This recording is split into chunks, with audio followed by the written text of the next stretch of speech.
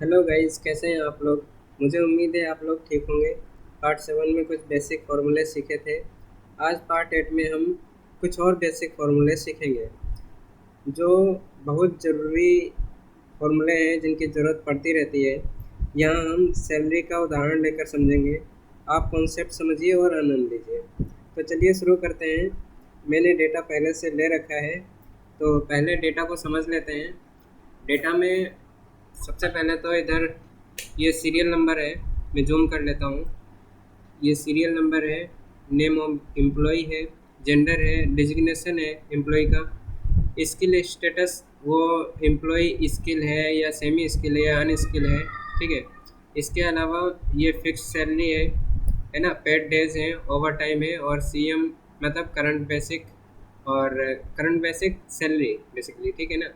और HRA home rent allowance. ठीक है। और टीए डीए ग्रॉस सैलरी, ये हमारा डेटा है। सैलरी का एग्जांपल लेकर के, सैलरी शीट का एग्जांपल लेकर के हम लोग समझेंगे। ठीक है। तो चलिए मैं फॉर्मूला लगाता हूँ यहाँ पर। करंट बेसिक निकालने के लिए पहले तो इज इक्वल टू, ठीक है, और ये फिक्स बेसिक सैलरी जो रहती है, पहले तो ब्रैकेट ऑन कर लेंगे। उस पर क्लिक करके जो फिक्स सैलरी है, फिक्स बेसिक बेसिक है, ये डिवाइड करेंगे जितने दिन का करंट मंथ होगा।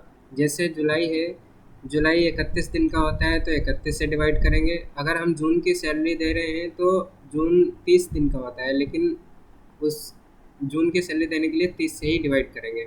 और फरवरी के दे रहे हैं तो 28। मतलब कि करंट मंथ जिसकी सैलरी दे रहे हैं, जिस मंथ की सैलरी दे रहे हैं, वो मंथ जितने दिन का होगा उतने से फिक्स बेसिक को डिवाइड किया जाएगा। ठीक है। तो ये डिवाइड कर लिया। जुलाई की हम दे रहे हैं, मान लो तो जुलाई को 31 से, 31 दिन का महीना होता है, तो 31 से डिवाइड कर लिया, ब्रैकेट ऑफ कर देंगे।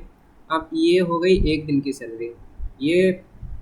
ये पूरे 30 दिन की सैलरी थी फिक्स बेसिक, है ना। 31 दिन की, पूरे 31 दिन की सैलरी थी, और इसको 31 से डिवाइड कर दिया, तो ये हो गई एक दिन की सैलरी, है ना। और इसको मल्टीप्लाई कर देंगे परसेंट डे से, जितने दिन ये एम्प्लॉय वर्क किया है, जितने दिन इन्होंने काम किया है ना। तो multiply paid days, working days basically. ठीक है। ये हो गई फिक्स बेसिक। अब इसमें ओवर टाइम भी जोड़ना है तो उसके लिए प्लस करेंगे। प्लस करने के बाद अब ब्रैकेट फिर से ऑन कर लेंगे, ब्रैकेट ऑन, और फिक्स बेसिक सैलरी फिर से ले लेंगे। ठीक है। इसको डिवाइड कर देंगे जितने दिन का महीना है। ठीक है। और फिर से डिवाइड करेंगे, ये तो एक दिन की सैलरी हो गई। ठीक है। अब इसको डिवाइड कर देंगे एक दिन में कितने घंटे की ड्यूटी रहती है कंपनी में, है ना। तो ये 8 घंटे की हो सकती है, 9 घंटे की हो सकती है, डिपेंड्स ऑन कंपनी, है ना। तो ये मान लो 8 घंटे की ड्यूटी रहती है। ठीक है। गवर्नमेंट के अकॉर्डिंग 8 घंटे की ड्यूटी रहती है। तो इस ये हो गई 1 घंटे की ड्यूटी, मतलब 1 घंटे की सैलरी, ब्रैकेट ऑफ कर देंगे। उसके बाद मल्टीप्लाई कर देंगे जितना घंटे उन्होंने काम किया है ओवर टाइम का, है ना। और किसी किसी कंपनी में नॉर्मल घंटे का जो रेट रहता है वो तो ये रहता है। ठीक है।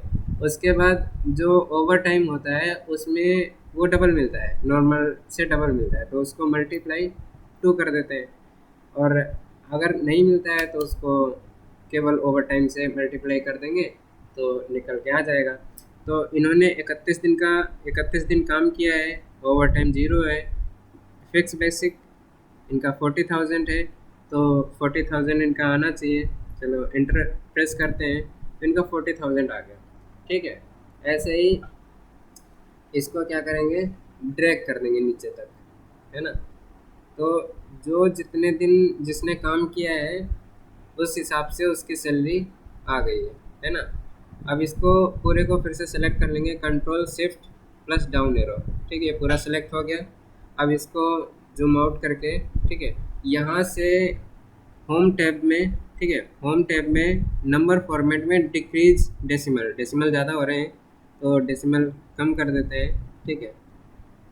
और उसके बाद ये ठीक है, ठीक है ना। अब एच आर ए निकालते हैं, ठीक है। ये फिक्स बेसिक निकल आया है, इसमें से किसी ने भी 31 दिन काम नहीं किया है, ठीक है। मान लो ये 31 दिन काम करते हैं तो इनकी भी सैलरी पूरी की पूरी आ जाती है जितनी थी, ठीक है। उसके बाद इनका ओवर टाइम है ना, 30 घंटे ओवर टाइम है, इसलिए इनका निकल के आ गया है 30,000।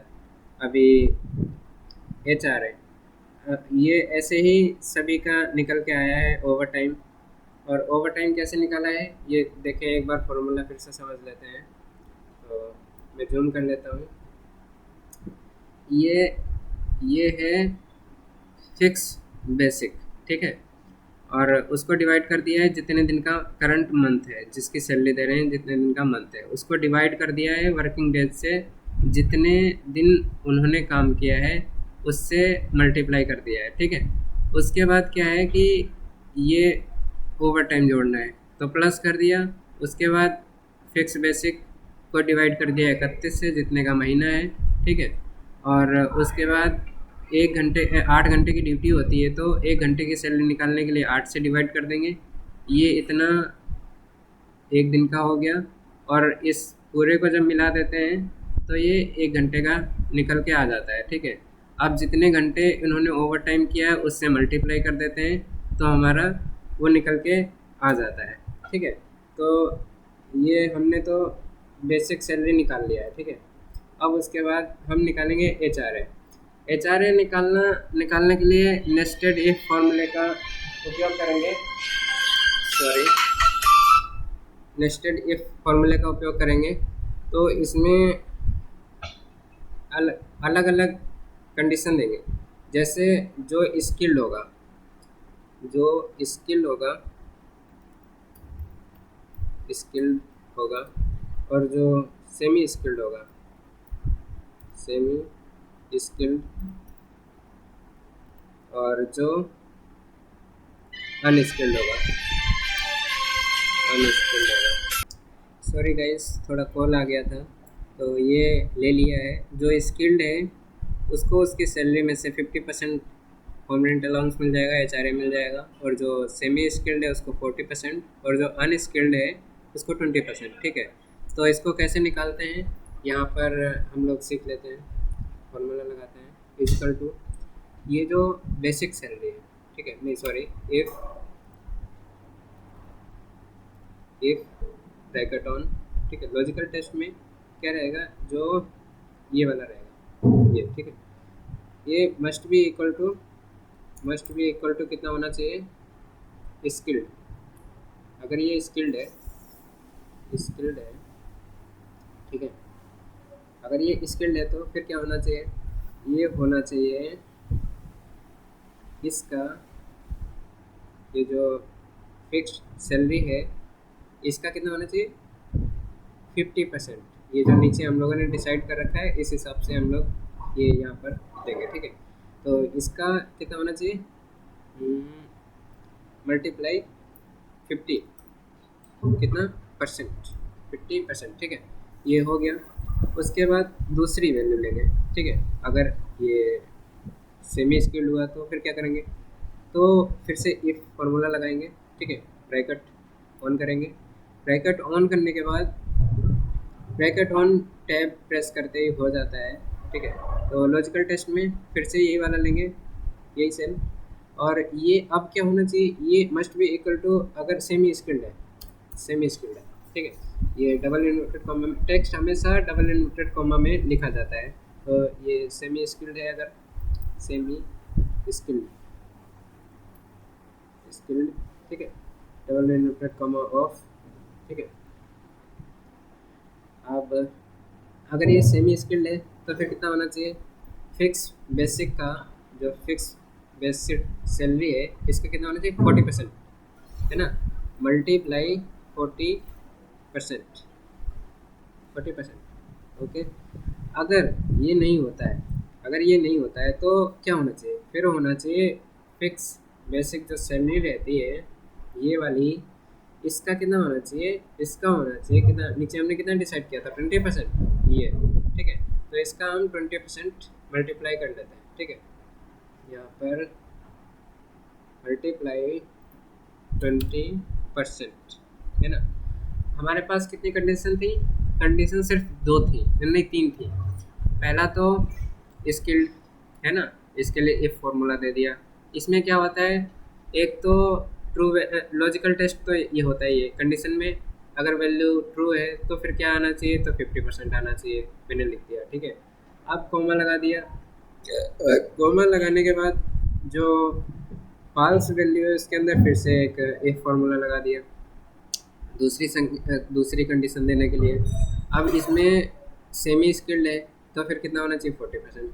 अब इस फॉर्मूले में ये जो वैल्यू फॉल्स है, अगर ये सेमी स्किल्ड नहीं है तो जाहिर सी बात है अनस्किल्ड होगा, है ना। इसके अलावा तीसरी कोई कंडीशन तो है, चौथी कोई कंडीशन तो है नहीं। तो तीसरी वाली कंडीशन के लिए फिर 20% रेंट अलाउंस मिल जाएगा, ठीक है। तो इसको क्या करते हैं, ब्रैकेट ऑफ करते हैं या इंटर प्रेस कर देते हैं, वो अपने आप ही यहाँ पर ब्रैकेट ऑफ करने के लिए बोलेगा और इसको एक्सेप्ट करना है और ये आ जाएगा 20,000 रुपये, ठीक है।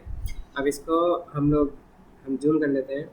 तो यहाँ पर क्या है कि इसका फिक्स बेसिक है 40,000, ठीक है। इसको होम रेंट अलाउंस 20,000 इसलिए मिल रहा है क्योंकि ये स्किल्ड है, तो ये हो गया 50% इसका। इसको कर देंगे ड्रैग, ठीक है, इसको कर देंगे ड्रैग, ठीक है। डबल क्लिक करेंगे तो पूरा हो जाएगा। अब ये इधर इसको सैलरी मिलती है 15,000, ठीक है। अब इसको ये अनस्किल्ड है तो इसलिए 20,000 है। इसको टेस्ट करने के लिए क्या करेंगे, परसेंटेज निकाल लेंगे। परसेंटेज निकालने के लिए 15,000, ठीक है। 15,000 का कितना 20% कितना होता है, 20%, है ना, डिवाइड बाई 100, तो ये हो जाता है 3,000। तो वही 3,000 निकल के यहाँ पर आया है।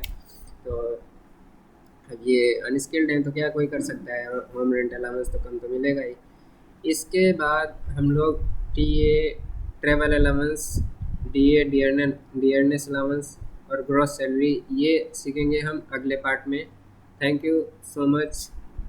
एंड अगर वीडियो अच्छा लगा हो तो लाइक करें, चैनल को सब्सक्राइब करें और धीरे धीरे बढ़िया बढ़िया कंटेंट लाते जाएंगे। अभी स्टार्ट कर रहे हैं तो थोड़े बेसिक फॉर्मूले हैं, बाकी एडवांस लेवल तक हम लोग एक्सेल को सीखने वाले हैं और बहुत ही जल्दी वीडियो डालूँगा अगर वीडियो सही से परफॉर्म करता है, आप लोग सपोर्ट करते हो तो। Thank you so much. Subscribe करें, लाइक करें, शेयर करें, कमेंट भी करें अगर अच्छा वीडियो अच्छा लगता है तो। Thank you so much.